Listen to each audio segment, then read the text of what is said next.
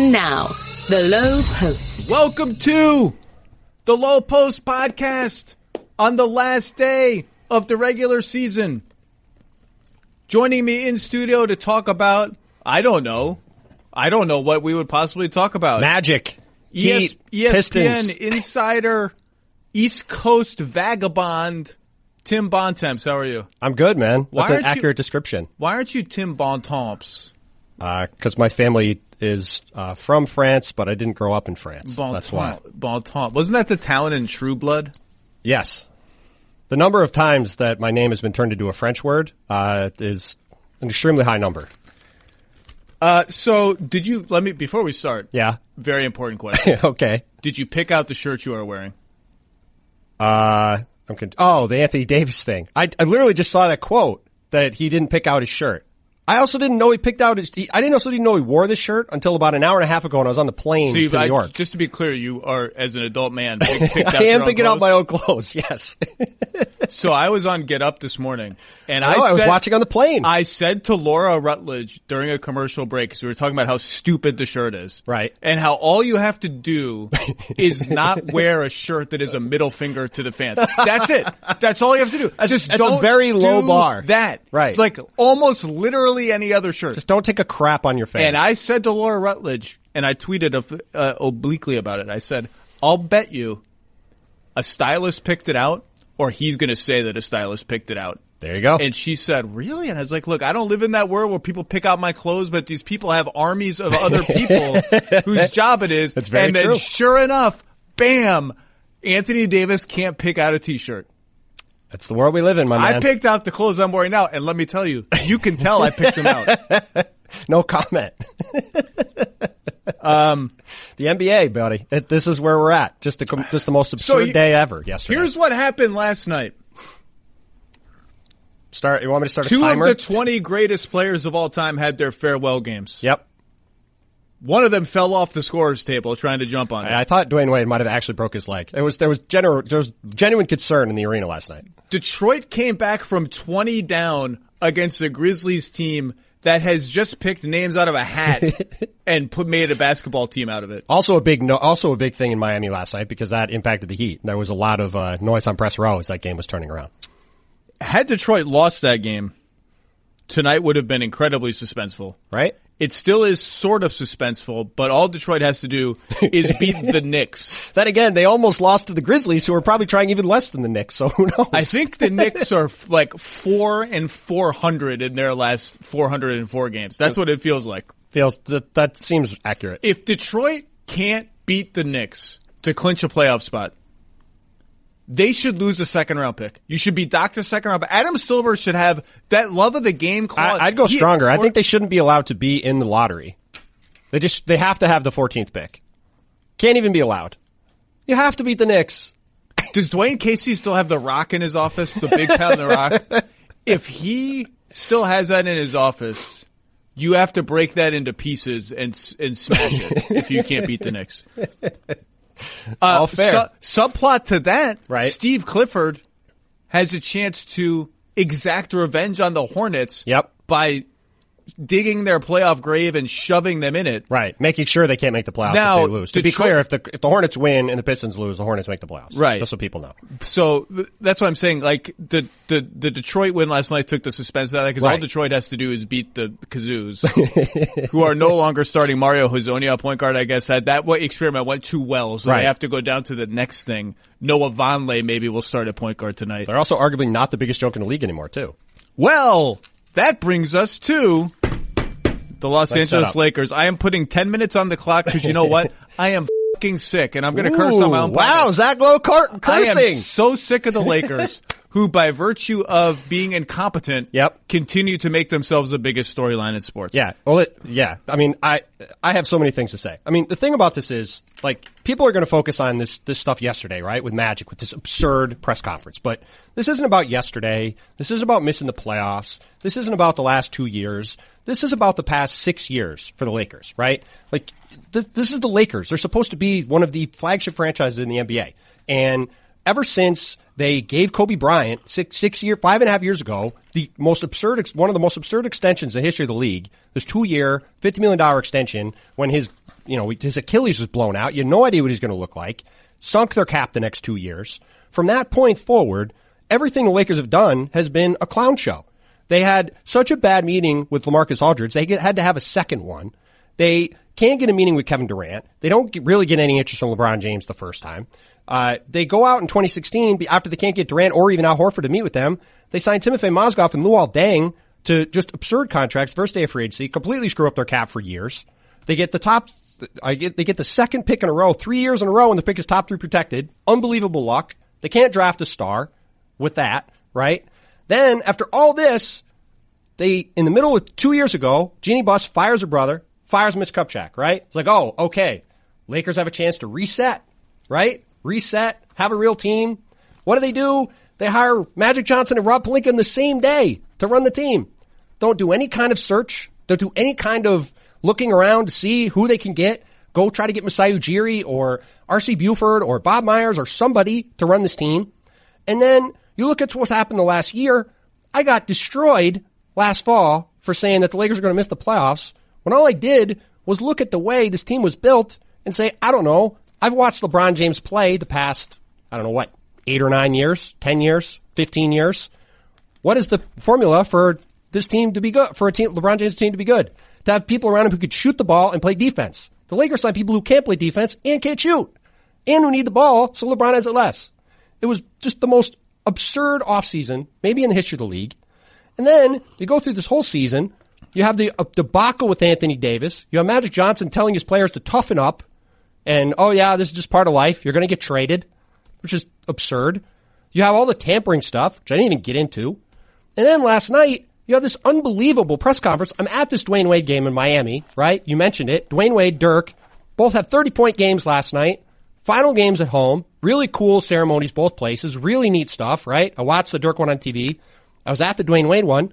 Magic Johnson overshadows both of them with this unbelievably asinine press conference where he's saying things like, now I can go tweet again. Like, what world are we in that this is happening? It's unbelievable. It was all perfect. And the thing that made it perfect, really perfect, was that he hadn't told Jeannie Buss. Because I said it on this podcast last week with Chris Herring. Cue it up if you want, people. The atmosphere within the Lakers is poisonous. Yep. It's toxic. Nobody trusts each other. Nobody talks to each other. And for me, as a basketball person, I don't really care about the internecine rivalries and who hates who and who hates who. Right. I care about when it is time to make a big basketball decision, they can't gather people who trust each other in a room. They're incompetent. And have a functional decision-making process. The decision-making process is siloed. It's isolated. People don't talk to each other. And that is a recipe to fail as a franchise. Yeah. And their president of basketball operations resigned without telling anyone, which is a perfect representation of all of that. Now, I will say this. This is a blessing in disguise for the Lakers. It's an opportunity for the Lakers to potential blessing in disguise. It's an opportunity for the Lakers to clean all of that up. Right. It's an opportunity to fix and they don't have to fire everybody. They have smart people in that organization. Right. Lots of them. Right. They have to empower them. They have to put them in the room where the decisions are made. They have to have a top-down, or not even top-down. They just have to have a process where every arm of the organization talks to each other. Every arm of the basketball decision-making process talks to each other in a functional way. Right. They need someone who is able to do that. Right. And what they really need to do is, so this person needs to check 3 boxes for me. Number one, it cannot be a Laker person. No question. Because the last time they did this, and this lays at the feet of Jeannie Buss. I'm sorry. If she has a fatal flaw, it's that she is seduced by the lore of her own franchise, which when you live in it and grow up in it, I can understand.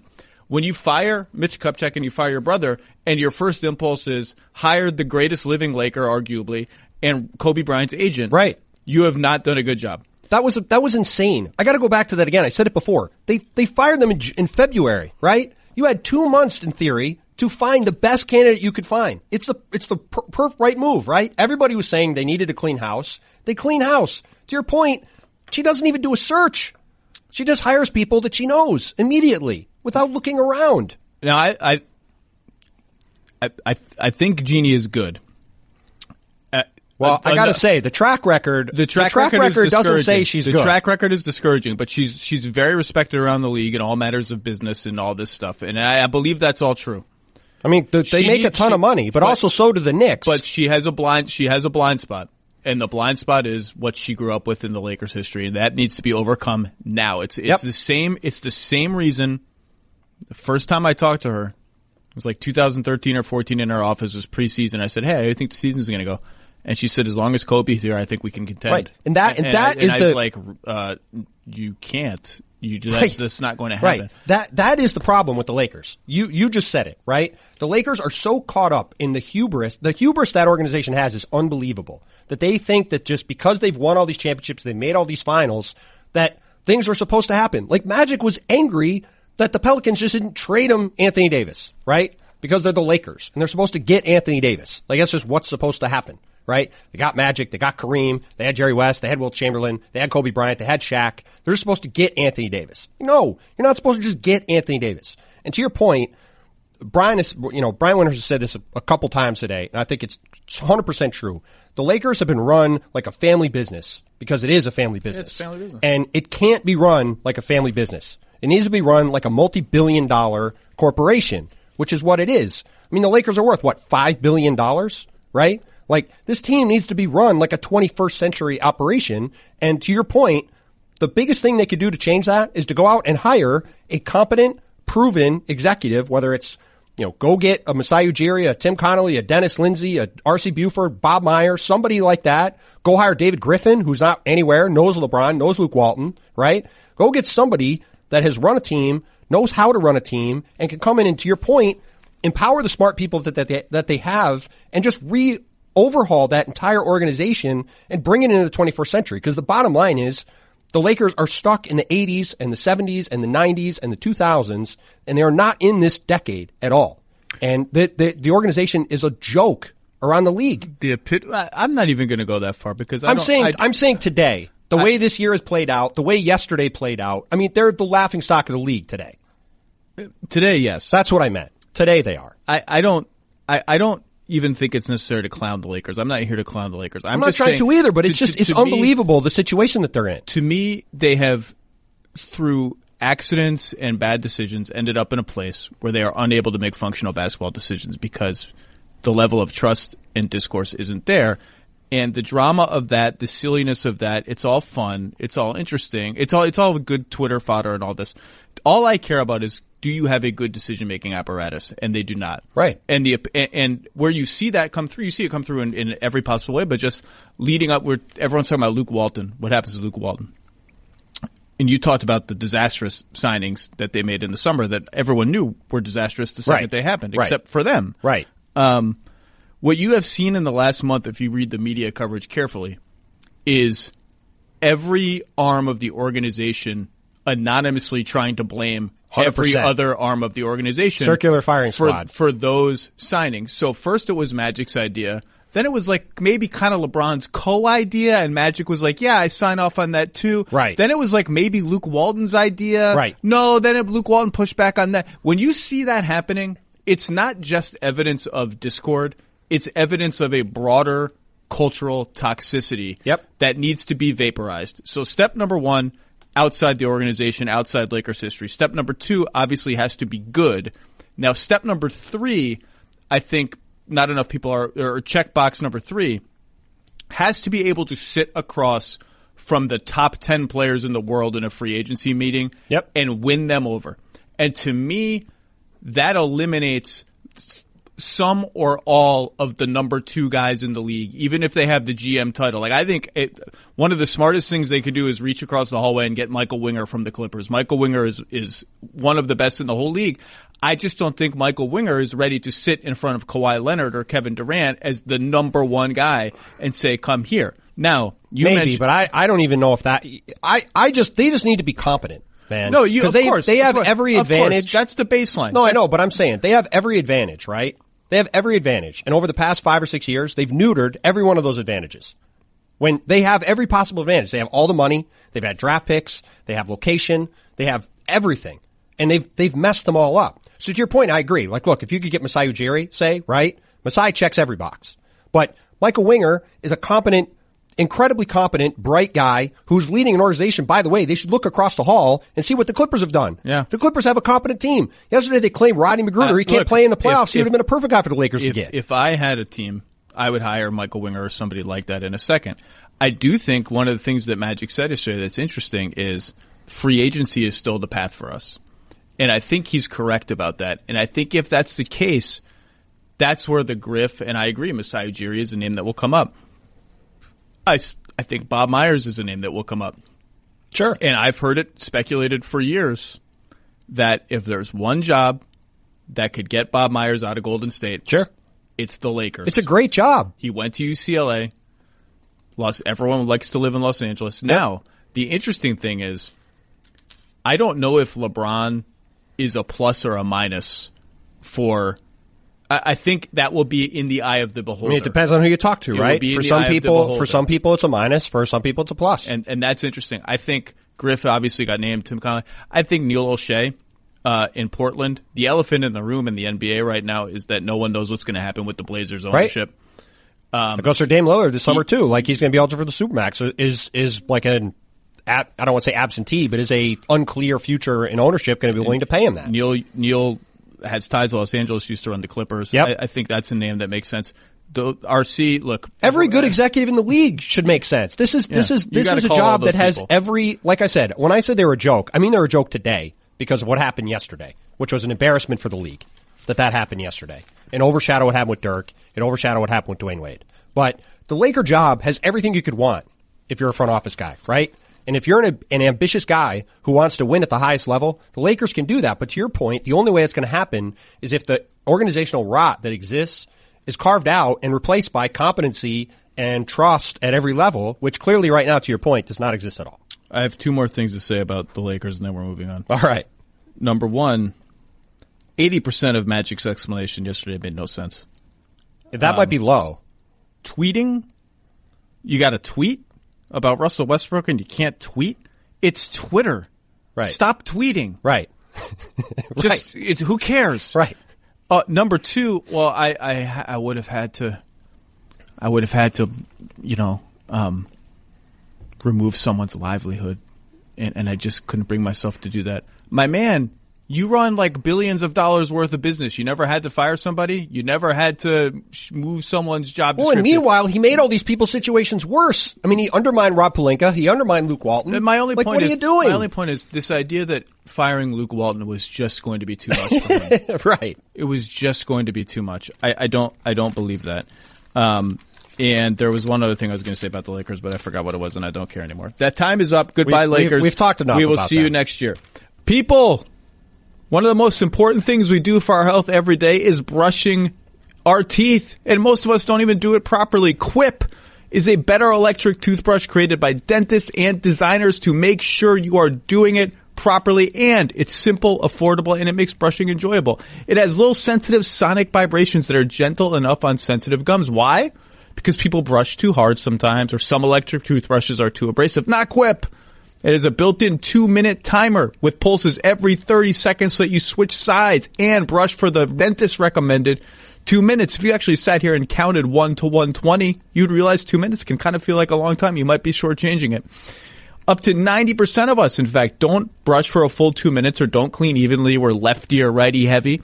That's why I love Quip and why they're backed by over 20,000 dental professionals. That is a lot of dental professionals. That's an NBA stadium arena of dental professionals.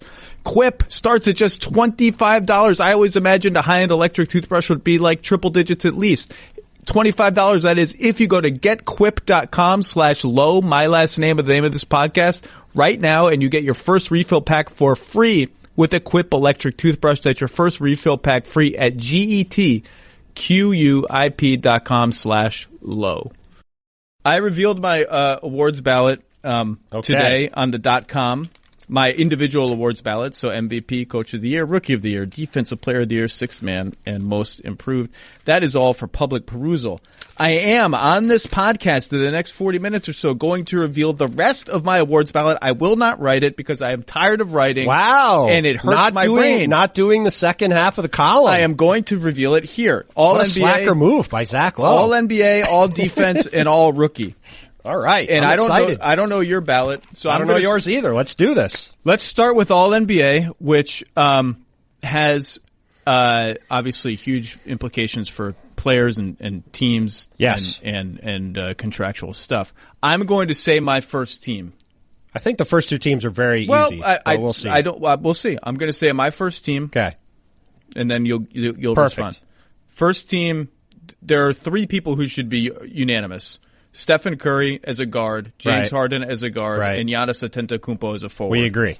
My second forward on the first team is Paul George. Same as me. And my center on the first team is Nikola Jokic. I had Joel Embiid. Okay, so we disagree right off the bat. I guess. I mean, we're splitting hairs. I mean, look, I had Jokic actually. I won't say where I had Jokic yet, but I had Embiid on my first team. Maybe it's some bias for me because I'm out here in the East. I'm around Philly a lot. He stayed, for the most part, healthy up until the last couple weeks. I think he's been a dominant force for them. He's been on the court at both ends. Obviously, Jokic is not as great on defense. And, given all the craziness in Philly, the amount of guys that have circled in and out around him, I think Embiid has been the one constant on that team from start to finish. So that was what kind of, in the end, gave him the edge for me. That was the hard one. I'll tell you why it ended up not being all that hard for me. Number one, 300 minutes and 15 games. Difference between the two of them? Or 13 games, whatever it is. Which is fair. Number two, I mean, Denver has a chance to be the number 2 seed in the West, in the real conference. Right. They have done that despite injuries to Gary Harris and Will Barton for about half the season and Paul Millsap for 15 or 20 games. Jamal Murray had, a little run. He's settled into, he's not even in the discussion for a third-team All-NBA spot. It's not close. No. He is the only thing even close to an All-Star. Yeah.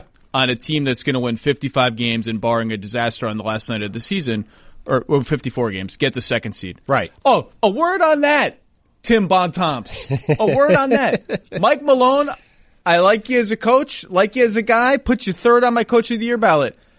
Step off the soapbox when you say, how dare anybody suggest that we're losing games on purpose. This is a completely fabricated media narrative, blah, blah, blah, blah, blah. No. You are absolutely losing games on purpose. He played the worst player in the NBA, Isaiah Thomas, 12 minutes in a row in the fourth quarter. You're absolutely losing games on purpose. And the basketball gods, bizarrely, somehow rewarded them. Thanks to a Paul George three-pointer last night and a James Harden missed free throw, are set. And, by the way, a Mo Harkless three-pointer at the buzzer also in L.A. Are set to have every domino fall into place exactly as they hoped it would be, which is Denver 2, Portland with a win tonight 3, Denver also has to win, Houston 4. So not only does Denver have to get to avoid Houston, they force Houston and Golden State into the Thunderdome in the second round. And Houston has to play Utah in the first round. So I think those might be the three best teams in the West. So first of all, 100% Denver tried to engineer that. 100%. For Mike Malone to come out and say tisk tisk media is a joke. Right. Second of all, the basketball gods, I don't know if they're in one of their Dionysian orgies or something, or whatever. Dionysius. I don't know what they're doing up on Mount Olympus or wherever they live, Mount Naismith, but they are not monitoring this. And when they find out what has taken place, there will be a cost to pay. Well, maybe they'll be monitoring in the first round. There will be a cost to pay. I will say this: every team in the West has been hoping to play Denver in the first round for a month. The basketball gods are always watching. Now, as for Jokic over Embiid, I think the games played and all that I mentioned, I think the gap between them on offense is maybe larger than most people would. It's also fair. Embiid is shooting 48% overall, and Jokic is shooting 51% in a down year from three, and just the assist to turnover ratio, 578 assists to 244 turnovers for Jokic, 7 assists a game to essentially flat 1-to-1 for Embiid. I just think he's a better offensive player with a supporting cast that has been injury-riddled compared to the Sixers, who keep bringing in stars who also are getting hurt. To me, it was a hard choice, but I want Jokic. Yeah, totally fair. Give me your second. Give me your second team. Second team All-NBA. Go, Tim Bontemps. Dame Lillard. Okay. Kyrie Irving. Kawhi Leonard. Kevin Durant. Rudy Gobert. Disrespectful to Jokic. We have the same team. Other than I have Embiid's second team. Yeah. So you want to just skip to the third team where the real drama is? I want to address one thing. Sure. Do you want to explain my Gobert pick, I guess, probably? No, not yet. Okay. Not yet. Okay. You had KD and Kawhi as the forwards, right? Yes. Okay, so we're set there. Yeah. Have you said you said we had the same other than I have Embiid. Kyrie, Damian Lillard, Right. Kevin Durant, Kawhi Leonard, and Joel Embiid. And Embiid, right. Okay. Kyrie is an interesting choice in this regard. Statistically, there is no argument. He deserves second team All-NBA. For sure. And as someone who's seen him play a lot this year, he's played at a higher level than I've ever seen him play. There will be voters, and I know some of them, who are going to leave him off second team because of the drama he has created within Boston's there's locker room. There's some people who are going to leave him off third team, I think, for that. Or at least talk about it. They've discussed it. And I actually respect that. I understand that. I factor that stuff in. I think it's important to think about. Anthony Davis is not going to make anybody's All-NBA team. Now, that's an extreme example. Right. Jimmy Butler is not going to make it. He doesn't deserve it anyway. Right. But those are extreme examples. It's definitely a factor for people. But I think it's a factor. But to me, Kyrie has outplayed all these other guards so dramatically. And here's just one stat. The last three, we know their offense is dead without him, blah, blah, blah, blah, blah. Right. The shooting numbers, you can rattle them off. Sure. The last 3 minutes of games when the score is within 3 points, Kyrie is 29 of 49 from the floor. Yep. 59%. And plus 46 in 50 minutes. And the thing that makes that even more impressive as somebody who sees them a lot is they don't really have another option. Like in the last 2 minutes of games, it's basically we give Kyrie the ball. Not that they don't have other options, but their offense is essentially give Kyrie the ball and get out of the way and let Kyrie make plays, right?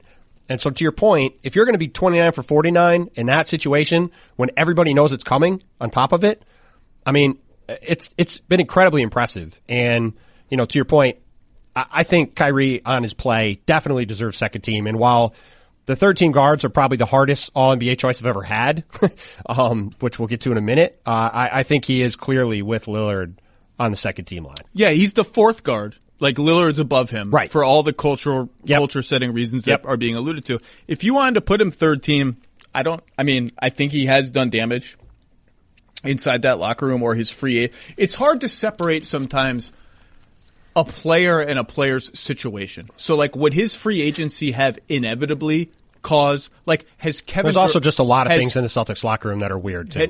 Has Kevin Durant done damage to the Warriors just by being a non-committal free agent? Well, I mean, that's not fair. Right. It's not fair. Now, Kyrie's had other stuff happen. I'm going to give you my third team. Yeah, third team All NBA, which is the toughest part of the ballot.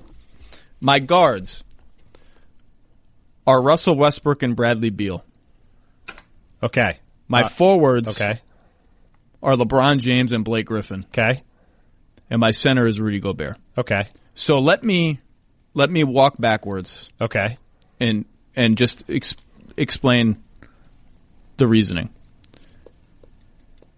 I had Cat as the third team center until about 2 weeks ago.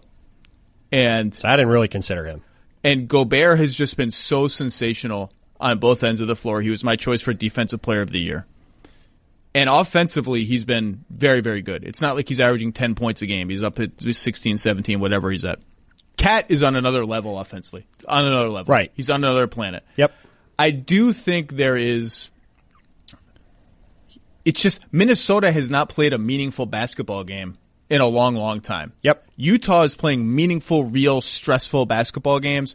And so for me, that was enough. That plus the defense was enough to overcome what I think is a gargantuan gap on offense, even as good as Gobert is, between Gobert and Towns. So I put Gobert. Now, the flip side of that, because that's essentially I chose the winning guy, right? Okay. The flip side of that is why do you have Beal and why do you have LeBron?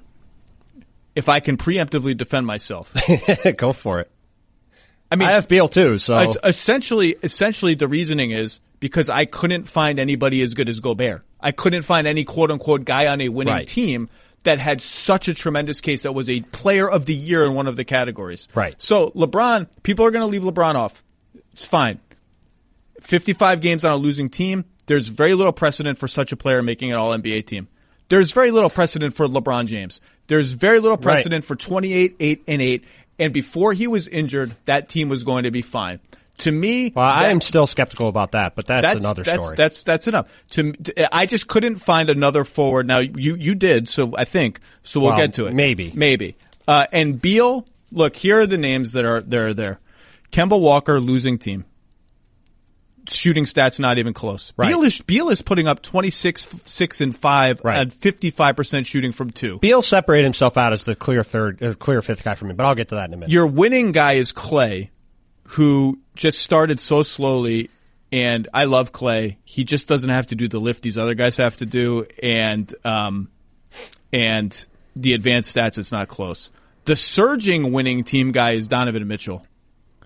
Who's on my consideration list. I had 8 guys that considered. He's on the list. Very strong. I'm just going through like the winning guys, the guys who, if you were going to use winning, those are your guys.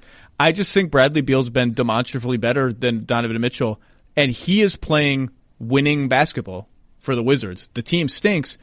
With the exception of his defense, which is not good, Mitchell's a better defender. I just think offensively he's been better than Mitchell from start to finish, and so I would lean there. And to me, this is always, and this is a little bit of a preview. To me, it's about most outstanding guy for me, all NBA. I think, like to your point about Bradley Beal, right? Like team situation, I think it kind of is removed because there's only so much Bradley Beal can do, right? I mean, the Wizards are a dumpster fire. You can't. It's hard to blame him for all of the other stuff that's gone on with that team over the course of 82 games. When he's played, the other thing too with him, which I think matters, he's played every 82. Game. That's a big deal. He's playing hard. So without further ado, give me your third team All-NBA. Okay, so I had 8. Let me just the 2 guys I had for sure was I had Jokic, third team center. The 3 centers were all very close. I ended up just picking Gobert over him because his defense has been incredible. To your point, and I had Blake. I think is a clear forward. Blake I think has been awesome this year. He's carried the Pistons. And they're probably going to make the playoffs. An addendum, by the way, is that the league did make Cat eligible at forward. I just thought that was I agree. Weird. There was no way I was going to put him as a forward. So that left 3 spots. Yes. I'll get to the forward spot. 2 guards and 1 forward. So the two guard spots, I considered 8 guys: Westbrook, Beal, Kemba, Klay, Kyle Lowry, Mitchell, Mike Conley, and Drew Holiday. All guys I've stumped for here. I thought about all of them. To your point, I had Beal I thought Beal was the 5th guy. I think he's just been so good, and he's been a rock for that team all year. He's been awesome. Their team has been a mess. John goes out. He's basically playing half point guard now. He's like you said, he's averaging a ton of assists. He's been great. His shooting is really what has differentiated him for me from a lot of these candidates. His true shooting percentage. Shooting 48% from the field as a 2 guard is really good. 55% on 2s. Like none of these guys are sniffing that. No. So he was my 5th guy. Now, the 6th spot, I did not have Russ, and there's 2 reasons I didn't have Russ. One is you're a hater. What's the second? One is I'm a hater. He is shooting 42% from the field and 29% from 3. That's correct. About 48 from 2 the last time I checked. 48. Yeah. And the single biggest reason is right here. When he's on the court with Paul George, the Thunder are a +9. When he's on the court without Paul George, they're a -8. Yes, it's bad. And when Paul George is on the court without Russell Westbrook, they're still +6. And their defense is the best defense in the league. So 97 defensive rate. So who did you pick? So I went through a ton of guys. I ended up picking Klay. Okay. He's been unbelievable since January 1st. Absolutely. And I also had him on an all-defensive team. And at the end of the day, to me, he's, I know, and other people, Nate Duncan, other people said this, I think he's the guy who you can plug on the most teams in the league, and he could fit in. He's just got the perfect skill set to play anywhere. He plays hard every game. He shows up every game. And I just thought that at the end of the day, when I was trying to choose between all these different guys, I kind of just defaulted to him. But you can make a case for literally all those guys, and I can't argue with it. Drum roll. So I've defended the Russ choice already. I don't need to do it again. And it's defendable. And it's not something I feel particularly strongly about. It's I don't defendable. feel strongly about any of these guys. I just chose Russ and Beal. Those are my choices. Right. I live with them. Drum roll, who is your other forward? So I'm still trying to decide, honestly.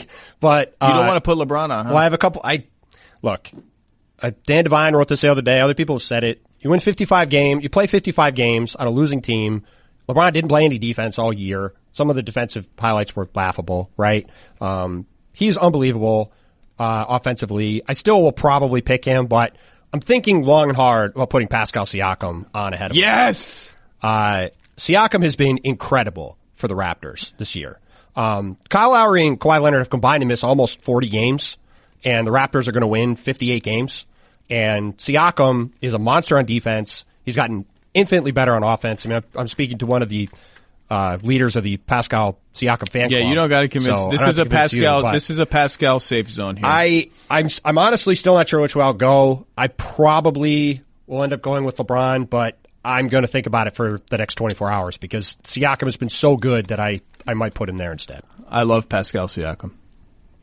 The fact that you have landed upon Pascal Siakam is the reason I'm putting LeBron. And that's the other reason why I probably will too, because there just isn't, unlike the guards where you can look at like 8 guys, the forward line after LeBron is weak. I actually think the guy I would look at before Pascal is Danilo Gallinari. You know, I've seen LaMarcus Aldridge. LaMarcus Aldridge is a center. He's played center for 90% of his minutes. Right. I don't, and it's not really different than Towns. And he hasn't been so outstanding that I would manipulate the position. I thought about rewarding him for being just the rock for that Spurs team and getting them back in the playoffs again, but it hasn't been good enough. I have to look myself in the mirror every day when I wake up. And if I picked LaMarcus Aldridge over LeBron James for an All-NBA team. And that's why in the end I think I'm going to... Right. And I think in the end I'm going to pick LeBron for the same reason. Like his numbers are so good. And Pascal, you know, he's gotten better every month. He probably still is a year away. I think he'll be an All-NBA player next year, frankly. I feel comfortable saying that now. Or at least he'll be in the conversation again. But I am probably going to go with LeBron, but it's close. Pascal's really, really good. So the other forwards are just nobody. There's Ben Simmons, who's eligible at guard and forward. Luka fell off a cliff. Mix. AD's been disqualified informally. There's nobody else. We don't even need to run through them. And centers, there's just those guys plus Cat. You know, then it's your Vucevic's, your Drummonds, and those guys. Nurkic, I thought had a great season. Adams, Capella, blah blah. They're not in the same ballpark. They just aren't as good. Right. The only real change I made between a month ago when I started looking at this and today was I flip flopped Jokic and Embiid first and second team and putting Gobert over Towns. Yeah. Listeners, hiring, I can imagine, is one of those things that can be challenging and time-consuming. There are hundreds of job boards. Do you have to post your ad on every one? How do you know that you're not missing the one job board that has the right person? But there's one place where you can go that makes it simple, fast, and smart, and that place is ZipRecruiter.com/LowPost, the name of this podcast. ZipRecruiter sends your job automatically to over 100 of the web's leading job boards, and they don't even stop there. They have powerful matching technology that scans thousands of resumes and proactively finds people with the right experience and then double proactively invites them to apply to your job. You've done nothing except use ZipRecruiter. Bam, they've found people for you. ZipRecruiter is so effective that 80% of employers, that's a lot. If you shoot 80% from the foul line, that's pretty good. 80% of employers who post on ZipRecruiter get a quality candidate through the site within the first day. You pretty much can't do any better than that. Right now, my listeners can try ZipRecruiter for free, nothing at this exclusive web address, ZipRecruiter.com/LowPost. The name of this podcast, LOWEPOST. That's ZipRecruiter.com/LowPost. ZipRecruiter, the smartest way to hire. Okay, let's move to all defense. Okay. All defensive teams. There are only 2 of them, and they are done by position. Right. I will do my first team. Okay. And you will tell me why I'm right or wrong. Okay. Sounds good. And my first team guards are Eric Bledsoe and Marcus Smart. Okay. My first team forwards are Giannis Antetokounmpo and Paul George. Okay. And my center is Rudy Gobert, who is also my defensive player of the year. To me, the guards are the interesting choices. The forwards are all just those are the I had 4 of the same 5. The one difference was I had Drew Holiday instead of Bledsoe. I had Bledsoe on my second team, and that was more just Drew has been awesome for the Pelicans, and their team has been a train wreck. And I decided to give him the nod there. But Bledsoe's been great, and I thought long and hard about that one too. That would have been a good way to go. So that leads me to what I'm going to something I'm not thrilled about, and let me just bring up my email that I sent the league office last night. Oh no, is this a positional thing? Yes. So I'll hear from Tim Frank at the game tonight, I'm sure. So you have to pick 4 guards, right? Right. Because there are 2 teams. Okay. Pick 4 guards. So Smart and Bledsoe are my first team guards. Okay. I have Drew Holiday as a second team guard. Okay. Is there an issue with that? No, not yet. Okay. I just don't feel passionately about a 4th guard. I feel passionately about a lot of forwards that will not make the team. Okay. So my first team forwards on all defense are Giannis and Paul George. Right. My second team forwards are Draymond Green. Okay. And I'm rewarding PJ Tucker over Kawhi Leonard, over Pascal Siakam, over Jimmy Butler, Ben Simmons, Siakam and Paul Millsap. But I like Tucker's a good choice too. I'm putting Draymond, who I still think when he cares, and he's cared, I think, more than people have given him credit. He's also just been banged up. I think he's the best. I still think he can be the best defender in the league when he cares. Yeah, no argument. They've been very good with him on the floor. No argument. My point is this. So I'm leaving all these forwards who I think are really good off. Right. Kawhi's not making my team. I think that's okay. Pascal. I have Pascal in ahead of Kawhi. Ben Simmons, Al-Farouq Amino, Paul Millsap. Sure. Blah, blah, a lot of guys. On and on. A lot of guys. Right. What I wish I could do is make Paul George a guard. Right. And then shift him from forward to guard and open up another forward spot and close that 4th guard spot. So guess what? Ben Simmons is eligible on all defense. We're spending too much time. Because this makes me angry. Ben Simmons is eligible at guard and forward. Robert Covington is eligible at guard and forward. That's fine. You could have just said Paul George should be a guard. Jimmy Butler is eligible at guard and forward. What is the argument that Paul George is just a forward? There is no argument. Paul George's job is to defend the best wing player on the other team, whether it's a guard or a forward. He should be on there. So I'm playing with these freaking drop-down menus. He should be on there as a guard. And you type GE. You want to know what comes up when you type GE in the guard slot? Langston Galloway. That's not great. And then after that, I dropped my notebook. I'm so mad. After that is Shai Gilgeous-Alexander. So I don't know who my second guard is. So give me your 4 guards. You can. This is like I had Clay as second guard. So I just think Clay's very good. Clay's very good. I would endorse your plan because I would put Draymond in as a forward. So this is my plan. That's my plan. But if under the current rules, maybe I should accidentally vote for Langston Galloway as a protest vote. Maybe you should. Under the current rules, I have Clay. But if your plan succeeds, I would bump Drew Holiday to second team, and I would have Bledsoe and Holiday on the second team. Maybe I'll just reward Clay because as a sort of I don't feel that strongly about anyone else. Like Patrick Beverley's on my list. I don't feel that strongly. Lonzo didn't play that much. I don't feel that strongly. Derek White. Danny Green has made my team. Derek White is a good choice. Derek White's really good. Danny Green, I think, has made my team 3 years in a row. Thought about Danny Green, too. I think he's lost a little bit of a step. I think he's very good. Nothing about him says I must have him as one of the essentially 10 best defenders in the NBA. And meanwhile, part of the reason why I have Toronto going to the NBA Finals is because they can roll out Danny Green, Pascal Siakam, and Kawhi Leonard, which is terrifying. It is for interesting. Teams in the playoffs. It feels like they deserve an all-defensive player, and I just can't figure out. I think Siakam has actually been their best defender. That's why I picked him. All season. I just can't. I just don't think he's quite as good as those other guys. I think Lowry is still outstanding. He's just missed a bunch of games. He's missed a bunch of games, and more frequently than in the past, they put him off the ball and let him relax a little bit. So I don't feel. But again, you roll those 4 guys out there in the playoffs, you can guard any team. Absolutely. So I'm undecided actually on my second guard, and until I hear from the league, I'm going to hold out hope that my Paul George plan is passed. I assume my emails get forwarded immediately to Adam Silver. I'm sure they do. I'm sure he's listening to this podcast too. So maybe he'll call you and say, "Got to change it." Give me your full second team, all defense. All right. First team: Smart, Holiday, Giannis, George, Gobert. Sure. Second team: Bledsoe, Clay, Siakam, Millsap, and Embiid. So we right now only have we essentially have 2 in common because we just flip flop. So I have Drew Holiday, blank, Draymond Green, PJ Tucker, and Joel Embiid is my second team. Major apologies to Miles Turner, who leads the league in blocks and I think is maybe the 5th or 6th best defender in the league. And Indiana, their team and their fans are going to be outraged when he doesn't make an all-defensive team. My hands are tied.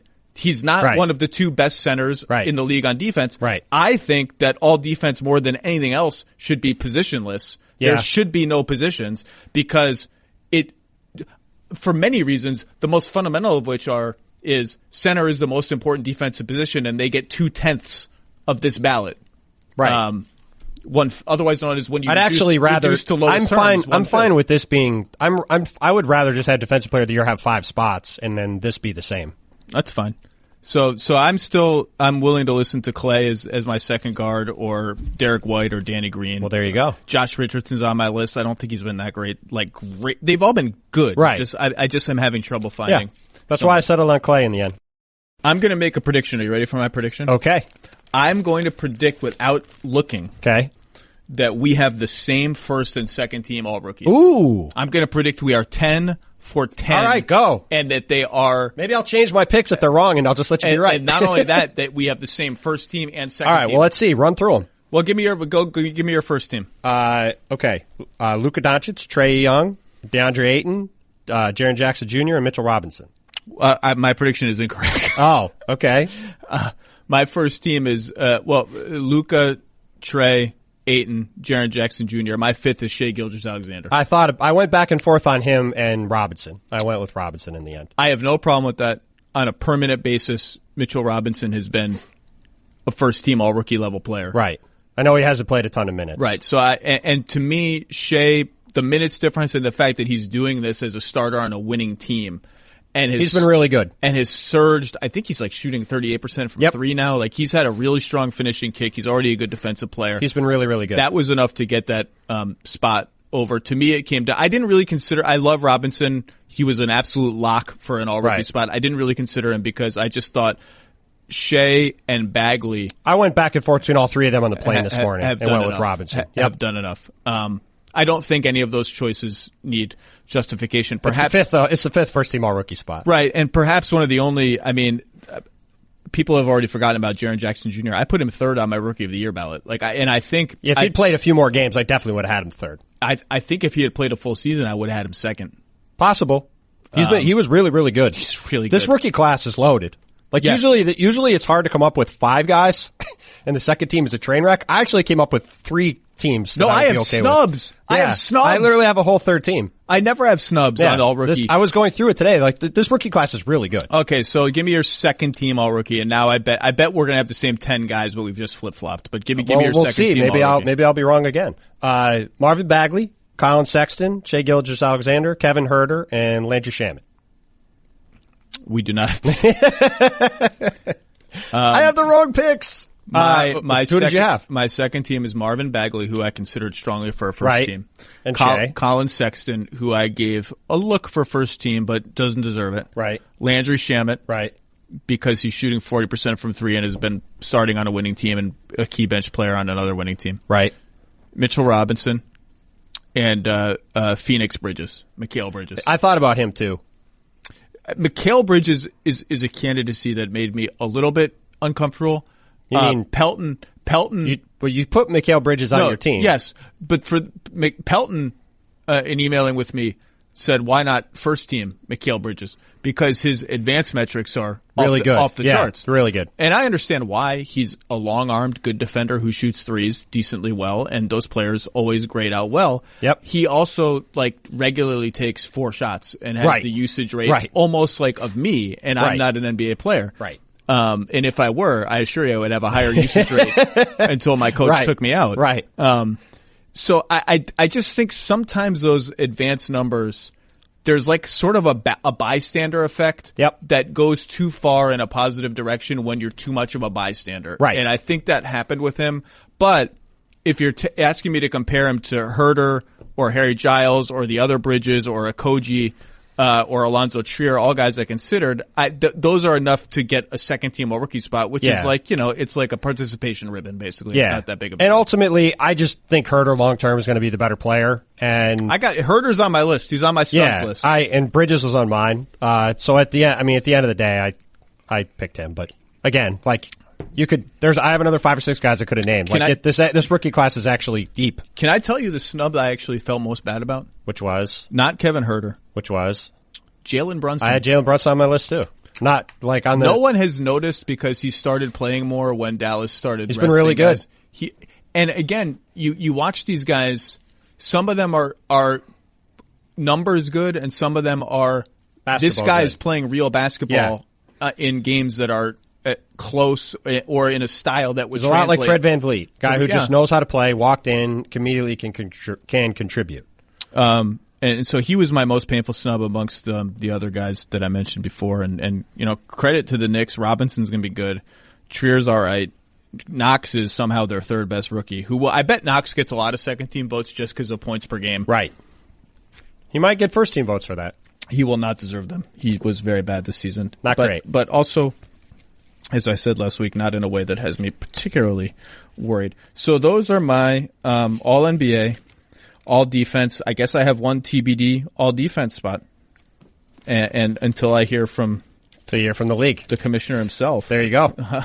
I have till Friday, but that is my ballot. I am not going to change my mind. There you go. Let's spend 5 minutes on the actual the other ballot. Okay. Give me what was, because we don't have much time. Give me what was your hardest single decision of the 6 individual awards. Not necessarily who won it, but maybe there was a ballot spot that drove you crazy. Maybe what was the one where you just were pulling your hair out?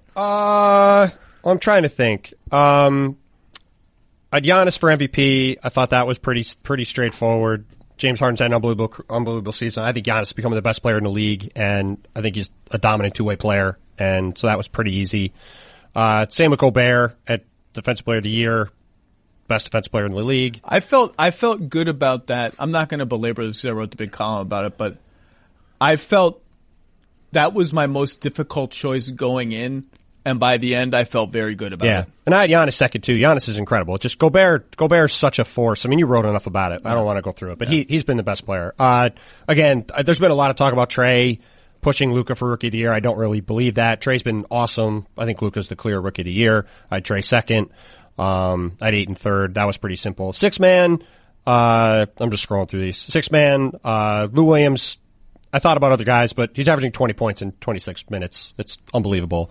He's more efficient than last season, which did not seem like a possible. I know. It's crazy. I'm going back and forth between Andre Iguodala and Gordon Hayward, actually, for my third 6-man spot. I'm probably going to go with Iguodala, even though he hasn't played a ton of minutes. He's actually been really good this year. The last couple of years, he's coasted a bit in the regular season. I think this year he's been very good.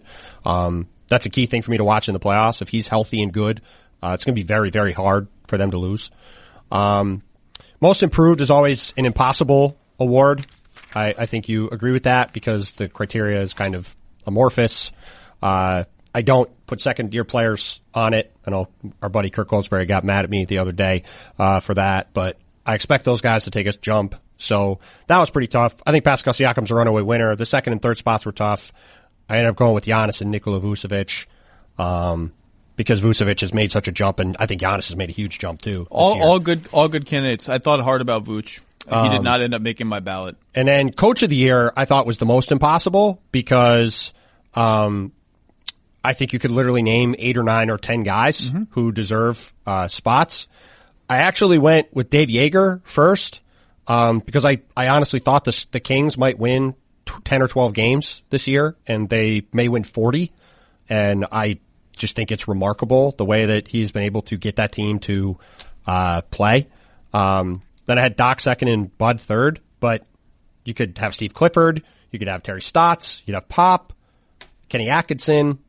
Yeah, I went Bud ton 1, of people. Doc 2. Those two to me were the standout. Well, not standout, but the ones that just sort of fit. Yeah, which you can't argue with either. I mean, there's like all these guys. Like there's been a ton of really good coaching jobs this year. My last spot. So I had a bunch of guys I considered, but then I had 4 I really considered for that last spot. I ended up giving it to Mike Malone, but the other guys were named. And he was on my list too as a guy to consider. Like it's been a really good year for that. A lot of these teams are really maximizing what they have. The other guys were Nate McMillan, Kenny Atkinson, and Dave Yeager. And I just the West is harder than the East. That's so. It's very true.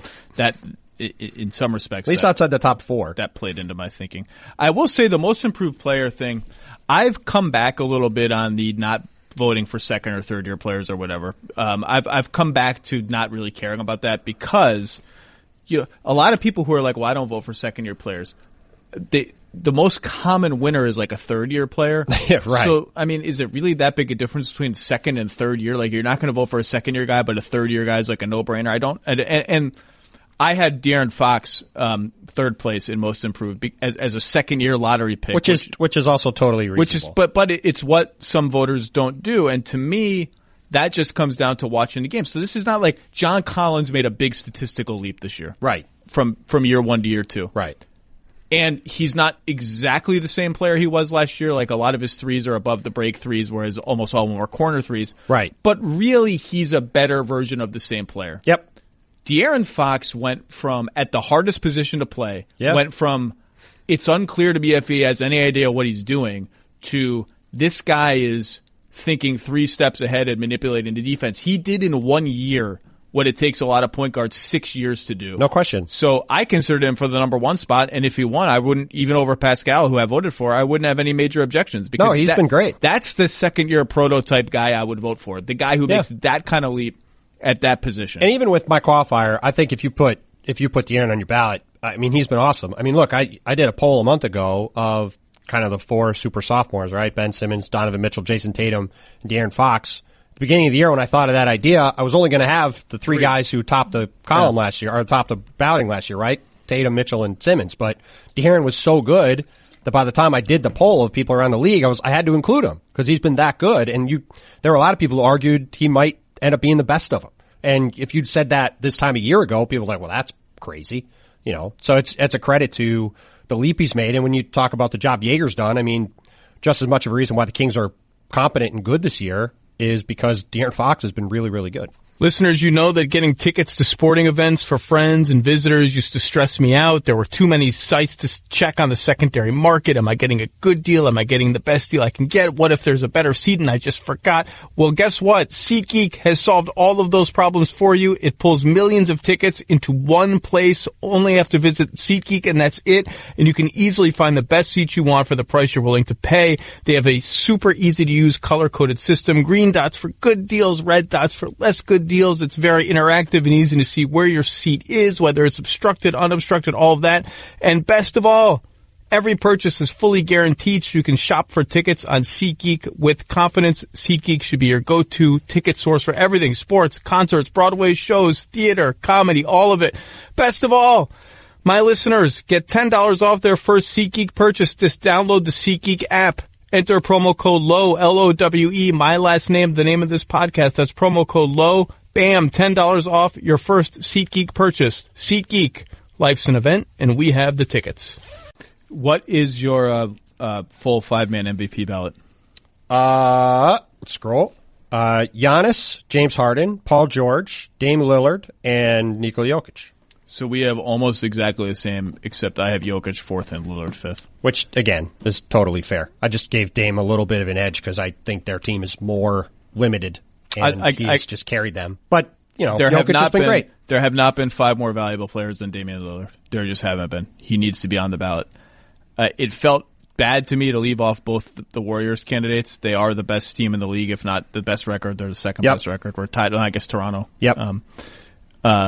But it's hard to take one of those guys off given what they... If Steph had played an extra 10 games, I think he would have made it. He's a better candidate to me than Durant, even though Durant has played. So, but when you just look at those last 3 guys, what they mean to their teams, and this is where, again, there's no exact way to do this because rewarding a guy on a flawed team means punishing guys on a good team. However, the Warriors are so good, and these 3 other teams are so that I think the equation works right in this sense. Like the Thunder without Paul George are a disaster. Right. The Nuggets without Nikola Jokic are not going anywhere. And the Blazers without Lillard the Thunder without George, I think his net rating, so the difference between... Well, like I said, look at what the numbers are with Russell Westbrook on the court without him. I think when he's on and off, it's plus 17 difference, which is like number 2 or 3 in the league. And Lillard, by the end of the year, with Nurkic going down and CJ going down, was plus 16, one of the 5 or 6 biggest numbers in the league. To me, they all belong on the ballot ahead of the Warriors guys. To me, now it's all splitting hairs. If you want KD and Steph on there, if you want both of them, I'm not really going to argue that strenuously with you. But that's just not where I ended up. Right. At the end of the day, we're arguing. You can construct an argument for any of these guys you want. It's just what you decide you're going to do in the end. Right? There's no wrong answers. There are 8 candidates for the 5 ballot spots. Plus 7 Embiid, we've named in Joel Embiid. Yeah, for sure. And that's it. Right. I don't think anyone else really deserves any attention here. And to me, Embiid is a little notch below for the reasons that we talked about earlier. Yep. And that ends the awards discussion. Tonight there are I don't know how many games, and I believe we are entering the last day of the regular season with only one playoff series set in stone. Is that correct?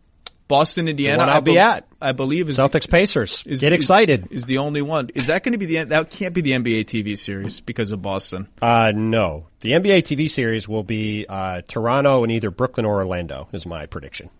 I think it's important that we respect playoff traditions. And one Toronto of those, at noon. One of those playoff traditions I've covered multiple Toronto noon playoff games on Saturday. NBA TV Toronto. So all the spooky Mulder Toronto fans. Yes, they get very upset. The league is against us again. The league gave us All-Star a couple years ago. It's all part of the grand conspiracy. And by the way, I hope we get Toronto, Orlando, and that's the NBA TV series because I think Philly, Brooklyn has a chance to be a sneaky, interesting first-round series. That's a bad matchup for Philly. See, I was texting some Nets guys about this, about who they could play, and we were going back and forth about it. And I agree that if you asked me, who would you rather play as an underdog, Toronto or Philly? I would rather play Philly just for the simple reason of they've had less time to figure out their team. And we saw what happened to Ben Simmons in the playoffs against an elite defense last year, blah, blah, blah.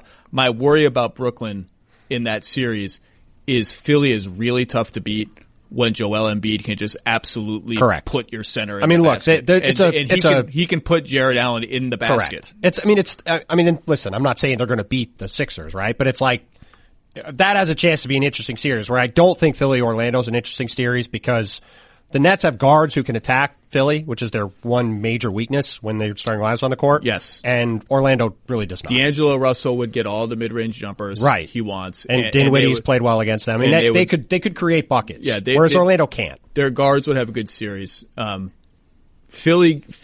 Philly becomes vulnerable when you have a guy who could physically handle Simmons and take away his 12 transition points or the 12 transition points. Which is why Toronto putting Kawhi on him. I mean, that will be that's a nightmare for Philly in the second If you round. have that and you have someone, you're not going to stop Embiid.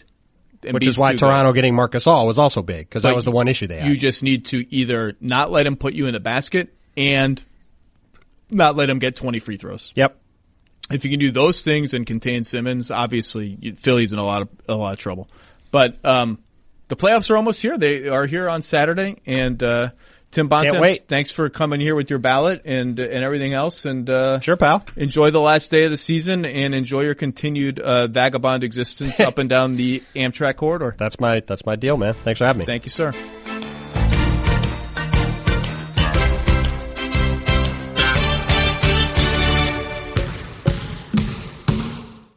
The Lowe Post is presented by Goodyear. Discover the possibilities. Goodyear, more driven.